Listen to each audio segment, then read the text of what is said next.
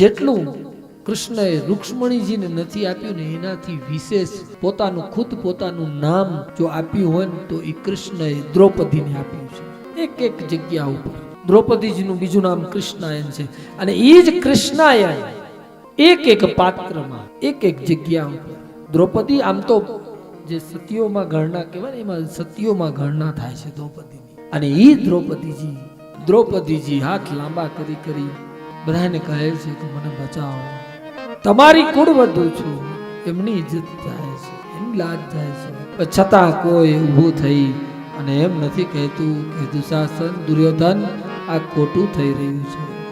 ત્યારે એ હાથ લાંબા કરી અને હે દ્વારિકાધીશ, કારણ કે ત્યારે કૃષ્ણ દ્વારિકામાં હતા, વૃંદાવનમાં નહોતા.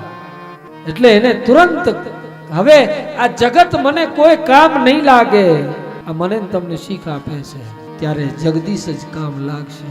ત્યારે એ દ્રૌપદીજી હાથ લાંબા કરી અને કીધું કે હે દ્વારિકાધીશ. ત્યાં તો ભગવાને સાડીઓના તાકા સુરતથી મૂકી દીધા.